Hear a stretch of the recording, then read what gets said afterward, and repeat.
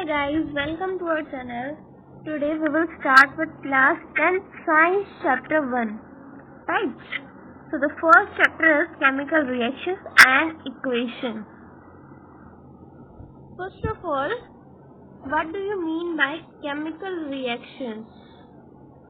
Chemical reactions क्या होते हैं? ऐसे reactions जिनमें chemical change होता है. कहीं भी किसी भी substance को हमने mix किया या हमने बर्न किया, ऐड किया, तो अगर वहाँ पे उनके नेचर में केमिकल चेंज आता है तो वो कहलाएगा chemical reactions. Equations you all know. And chemical equations क्या होंगी? Like let us take two substances A and B and हमने उनका रिएक्शन करवाया और हमें मिला सब्सटेंस सी. तो इक्वेशंस में क्या होता है? इक्वेट करते हैं हम दो इक्वेशंस को. हमारे पास दो वैल्यूज होती है, उन्हें हम इक्वेट कर देते हैं. सिमिलरली केमिकल इक्वेशंस में केमिकल कंपाउंड्स होते हैं जिन्हें हम इक्वेट करते हैं कि left hand side and right hand side are always equal. LHS is equals to RHS. Clear? तो अब हम चलते हैं अपनी NCERT से. So some conditions are given to us. Now if you can see what happens when milk is left at room temperature during summers. अगर हम दूध को खुला छोड़ दें, रूम टेम्परेचर पे छोड़ दें, फ्रिज में ना रखें, तो क्या होता है? हमारा दूध फट जाता है, खराब हो जाता है. तो वहाँ पे क्या है? केमिकल रिएक्शन हुआ, केमिकल चेंज आया नेचर में. राइट? तो वहाँ क्या हुआ? Chemical reaction. An iron tawa, pan और nail is left expose to the humid temperature. हम किसी भी आयरन की चीज को अगर ऐसे खुला छोड़ देते हैं एटमोसफेयर में, तो हम देखेंगे कुछ दिनों बाद उस पर रस्ट आ जाती है. Rusting. Rusting is also a chemical reaction. वहाँ पे ऑक्साइड बन जाती है आयरन की. That iron oxide is rust. Grapes get fermented. Fermented here means खराब हो गए, सड़ गए. ग्रेप्स के नेचर में भी तो केमिकल चेंज है, उनका टेस्ट खराब हो गया. Food is cooked. Food cook हुआ तो उसकी प्रॉपर्टीज चेंज हो गई ना. पहले कुछ और थी, अब कुक करने के बाद अलग है. It's also again chemical reaction. Food gets digested in our body. हमारी बॉडी में फूड का डाइजेस्ट होना, उसका ब्रेक डाउन होना, वो क्या है? केमिकल चेंज है. Respiration. We take oxygen and release carbon dioxide. लिया हमने क्या था? ऑक्सीजन, लेकिन हमने छोड़ा क्या? Carbon dioxide. तो केमिकल चेंज हुआ ना, कुछ केमिकल रिएक्शन हुआ, तभी तो वहाँ पे ऑक्सीजन था और हमने छोड़ा क्या? Carbon dioxide. So in all the above situations the nature and identity of initial substances have somewhat changed. Right? So whenever chemical change occurs, we say that the chemical reaction has taken place. जब भी कोई chemical change होगा तो हम क्या कहेंगे? वहाँ पे केमिकल रिएक्शन हुआ है. आई होप ये क्लियर होगा. केमिकल चेंज होगा तभी केमिकल रिएक्शन होगा. Now let us perform an activity. What we have to do, we have to take a magnesium ribbon. हमने एक मैग्नीशियम का रिबन लिया और इसे बर्न किया. बर्न कैसे होगा? अगर ऑक्सीजन की प्रेजेंस होती तभी बर्निंग होता है. अगर हम ऑक्सीजन की सप्लाई कट ऑफ कर देंगे तो हमारा बर्निंग मटेरियल भी जलना बंद हो जाएगा. But one thing to keep in mind, before burning we have to clean magnesium ribbon with sand paper. Okay? अगर हम उसे क्लीन नहीं करेंगे तो क्या होगा? वो बर्न नहीं करेगा. Why? Because magnesium is a very reactive metal. It is one of the most reactive metal. और अगर हम इसे एटमॉस्फेयर के कांटेक्ट में छोड़ देंगे तो उसपे मैग्नीशियम ऑक्साइड की लेयर बन जाएगी और फिर उसकी वजह से वो बर्न नहीं कर पाएगा और ऑक्सीजन के साथ रिएक्शन नहीं हो पाएगा. Therefore, it's mandatory to clean it with a sandpaper before burning. अगर हम इसे बर्न करेंगे मैग्नीशियम रिबन को तो ये व्हाइट एश प्रोड्यूस करेगा. राइट? ये व्हाइट फ्लेम्स के साथ बर्न करेगा which will be converted into white ash. तो वो व्हाइट एश हमारे पास होगी, वो क्या होगा? Magnesium oxide. Now you can see यहाँ पे ये O2 है लेकिन यहाँ 1 है, तो इससे हम करेंगे 2। अब मैग्नीशियम 2 हो गया, तो यहाँ भी हमें करना होगा 2। बैलेंसिंग द इक्वेशन है, ये हम आगे करेंगे। So hold it with a pair of tongs. Tongs you can say, जैसे चिमटा होता है हमारे घर में, वैसे साइंस में टोंग होता है, उससे हम पकड़ सकते हैं, so that we will be away from the burner और हमें ज्यादा हार्म ना हो। And use a spirit lamp or a burner and collect the ash so found in the watch glass.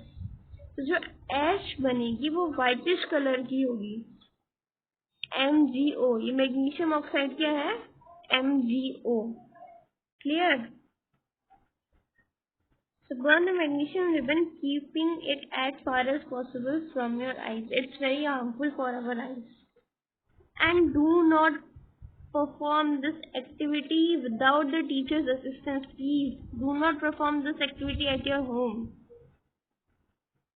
So you must have observed that magnesium ribbon burns with a white dazzling flame and changes into white powder.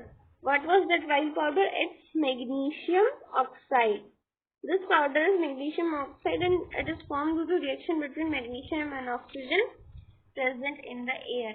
अब हमें कुछ activities दी है, हमें lead nitrate का potassium iodide का reaction करवाना है। तो यहाँ पे क्या होगा, लेड नाइट्रेट Pb,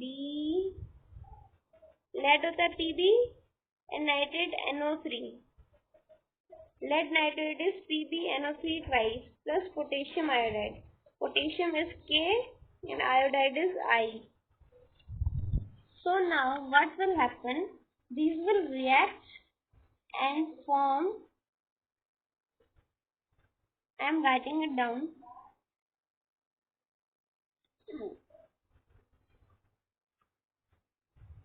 ये क्या बनाएगा, lead iodide PbI2 plus potassium nitrate KNO3। तो जब लेड नाइट्रेट और पोटेशियम आयोडाइड रिएक्ट करेंगे, then they will form lead iodide and potassium nitrate. Clear? The next activity is take a few zinc granules in a conical flask or a test tube. कुछ zinc के granules लेने और उसमें hydrochloric acid या sulphuric acid add करना है। Now what will happen, जब हम ये ऐड करेंगे तो उसमें से गैस निकलनी शुरू होगी एंड टेम्परेचर विल राइज। जो फ्लास्क होगा या टेस्ट ट्यूब होगी उसका टेम्परेचर राइज कर जाएगा। Clear? Now from the above three activities, what we have noticed, we can say that any of the following observations helps us to determine whether the chemical change has taken place. हम इन चारों में से अगर कोई भी चीज होती है तो हम कह सकते हैं कि वहाँ केमिकल चेंज हुआ है। कौन कौन सी है वो चीजें? Change in state like solid to liquid, liquids to gas, gas to solid, gas to liquid, right? Change in color, evolution of gas, मतलब गैस निकलना, गैस का प्रोड्यूस होना, and change in temperature, temperature का rise होना या नीचे आना। Clear? So I hope अब यहाँ तक समझ में आया होगा। One important question from here,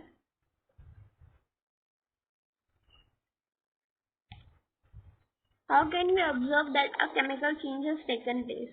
तो क्या क्या है? change in state, change in color, evolution of gas and change in temperature. देखिए एक बार अभी तक हमने क्या किया है, हमने की थी केमिकल प्रॉपर्टीज की थी अभी हमने, राइट? कुछ केमिकल रिएक्शंस किए थे उससे पहले, राइट? तो पहले देख लेते हैं केमिकल रिएक्शन कौन कौन से किए थे।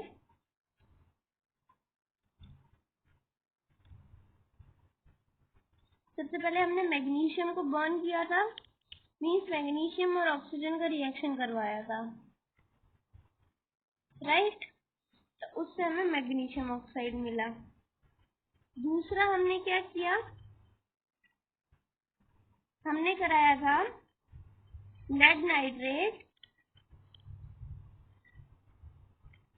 और पोटेशियम आयोडाइड का रिएक्शन। तो उससे हमें क्या मिला था, lead iodide and potassium nitrate, right. इसे भी बैलेंस कर लेते हैं। यहाँ NO3 ट्वाइस है, तो यहाँ भी 2 कर लेते हैं एंड ये 2। अब हो गया बराबर I2 K2 K2 and NO3 multiplied with yes, now it's balanced। तीसरा रिएक्शन हमने किया था जिंक का और हाइड्रोक्लोरिक एसिड का, तो ये हमें क्या देगा, zinc chloride plus hydrogen gas. कभी भी किसी इक्वेशन को बिना बैलेंस के नहीं छोड़ना है, कीप इट इन माइंड। अब होगा केमिकल रिएक्शन। अब इसके बाद हमने बात की थी कि हमें कैसे पता चलेगा कि केमिकल रिएक्शन हुआ है या नहीं। हमें जानना है वो प्रॉपर्टीज या फिर वो साइंस क्या क्या है जिससे हमें पता चले कि केमिकल रिएक्शन हुआ है या नहीं। And sorry for the disturbance in between. तो पहला क्या था, change in nature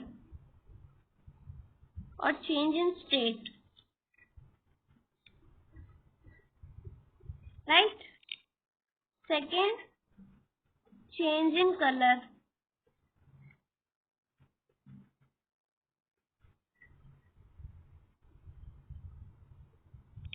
third, evolution of gas।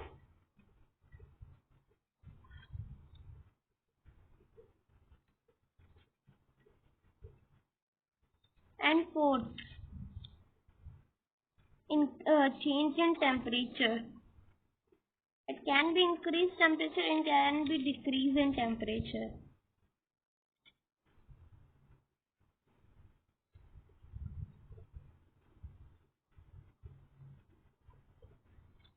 ठीक है, अब हम करेंगे केमिकल रिएक्शंस। So चले, now we will do chemical equations for the chemical reactions। Reaction होगा तो इक्वेशन तो बनेगी।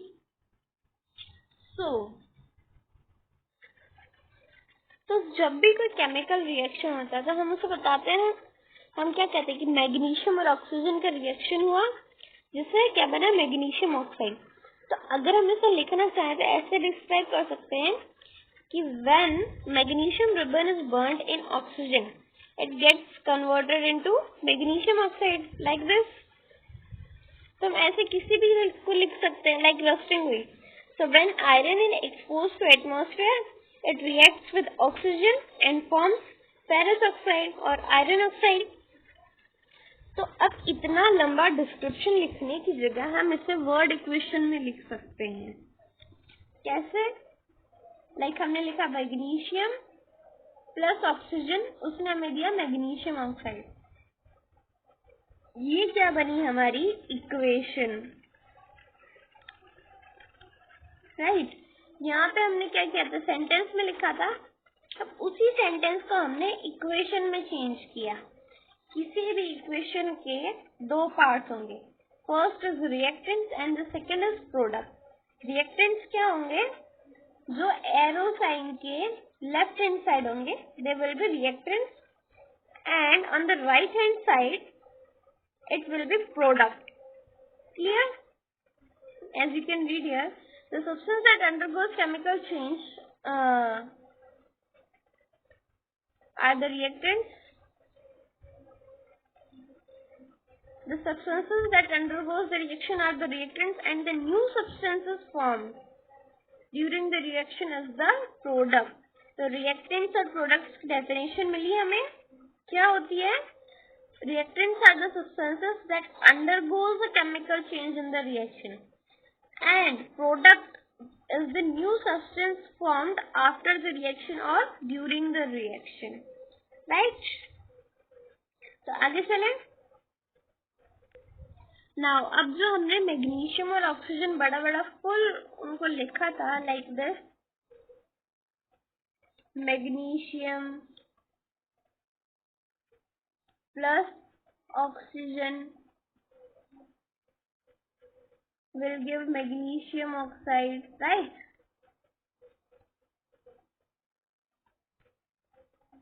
उसकी जगह हम इतना बड़ा लिखने की जगह वैसे छोटा भी तो लिख सकते हैं। हमने केमिकल नेम्स पढ़े हैं मैग्नीशियम के, ऑक्सीजन के, तो हम उन्हें यूज कर सकते हैं। तो हम क्या करते हैं, कंप्लीट वर्ड लेने की जगह उसे सिर्फ वर्ड इक्वेशन बना के यूज कर लेते हैं, राइट? वो कैसे? लाइक मैग्नीशियम है या फिर कोई भी अदर मेटल, नॉन मेटल है, हम उनका केमिकल नेम यूज करते हैं, like Mg O2, aluminium Al, carbon dioxide CO2, राइट? Like this. सो इनको यूज करके हम क्या बनाते हैं, chemical equation, and it's necessary to balance them. अब बैलेंस करना क्यों जरूरी है, नेक्स्ट टॉपिक हमारा यही है, बैलेंस करना जरूरी है। अब हम नेक्स्ट टॉपिक में करेंगे कैसे और क्यों। तो बैलेंस करना इसलिए जरूरी है because the law of conservation of mass states that mass can neither be created nor destroyed. Balancing equations हम करते हैं नेक्स्ट में, बैलेंसिंग इक्वेशंस करते हैं इक्वेशंस नेक्स्ट टॉपिक में। पहले ये वाली कुछ चीजें रिवाइज कर लेते हैं। सबसे पहला हमने क्या दिखा था, केमिकल रिएक्शंस में रिएक्टेंट्स और प्रोडक्ट्स होते हैं। रिएक्टेंट्स क्या होते हैं, substances that undergoes a chemical change, substances that undergoes a chemical reaction or chemical change.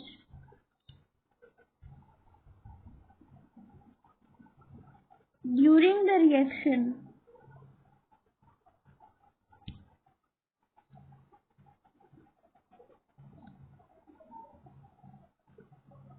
are known as reactants. Known as reactants. दूसरा हमने क्या किया था, प्रोडक्ट्स।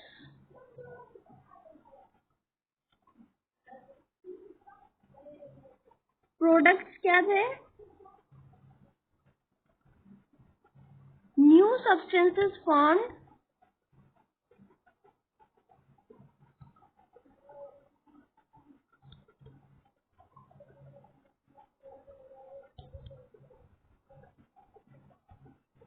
after the reaction.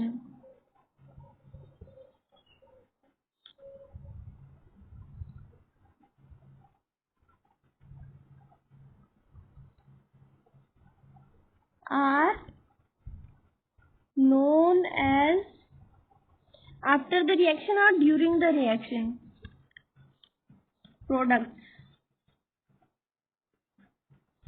अगर हम A और B की फॉर्म में एग्जांपल देखें तो हमारे पास क्या है, एक और चीज, रिएक्टेंट्स हमेशा क्या होंगे, लेफ्ट हैंड साइड में होंगे, और प्रोडक्ट्स क्या होंगे, हमेशा राइट हैंड साइड में होंगे। तो A और B हमारे क्या है, रिएक्टेंट्स है। इनमें केमिकल रिएक्शन हुआ, केमिकल चेंज आया और इन्होंने बनाया C, और C हमारा है प्रोडक्ट। तो आई होप प्रोडक्ट और रिएक्टेंट्स आपको क्लियर हो गया होगा। नाउ दूसरी चीज हमने क्या की थी, you may take the screenshot. इसके अलावा हमने एक और किया था कि हम अगर कोई लाइक हमने बड़ा नेम लिखा है, किसी रिएक्शन को हमने पूरा नेम में लिखा है, तो उसकी जगह हम उनका पूरा नाम लिखने की जगह उनका केमिकल नेम भी यूज कर सकते हैं। Like for magnesium we can use Mg, like this, तो ये यूज कर सकते हैं। तो इनसे हमारी क्या बनती है, केमिकल इक्वेशन। अब नेक्स्ट टॉपिक हम क्या करेंगे, balancing the equation. First of all balancing होता क्या है, what is balancing the equation and why to do it, why and how to do it, why and how, कैसे। सबसे पहले what is balancing. Balancing the equation है क्या। Balancing the equation means हमने क्या पढ़ा है कि कोई भी इक्वेशन है उसकी लेफ्ट हैंड साइड जो होगी वो हमेशा राइट हैंड साइड के इक्वल होगी, राइट। तो बैलेंसिंग में यही होता है कि हमारे पास लेफ्ट हैंड साइड जितने नंबर ऑफ एटम्स हैं या मॉलिक्यूल्स है उतने ही हमारे पास राइट हैंड साइड हो, मीन्स दोनों तरफ इक्वल हो। ये हम करते ही क्यों है, बिकॉज व्हाट इज बैलेंसिंग ये हमारा क्वेश्चन नहीं है, मेन क्वेश्चन है कि इसे क्यों करते हैं। और उसके बाद हमारे पास क्वेश्चन आएंगे बैलेंसिंग करने के लिए, तो हमें जानना है कि हम उन्हें कैसे बैलेंस करेंगे। So first of all why to do balance, because do you remember law of conservation of mass, law of conservation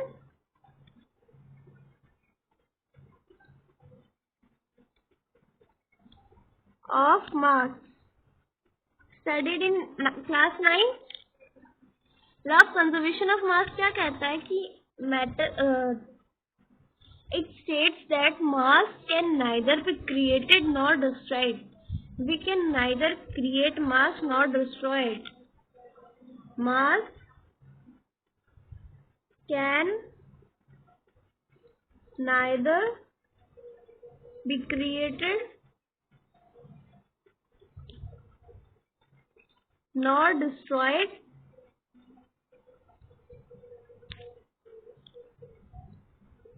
right in a chemical reaction। Means जो भी मास है किसी भी चीज का, सब्सटेंस का, वो हमेशा सेम रहेगा, राइट। तो इसमें हम क्या कह सकते हैं कि जो मास है एलिमेंट का वो जितना प्रोडक्ट में है उतना ही रिएक्टेंट में होगा, राइट। और the number of atoms of element remains the same before and after the reaction, और we can write it as the number of atoms of an element remains same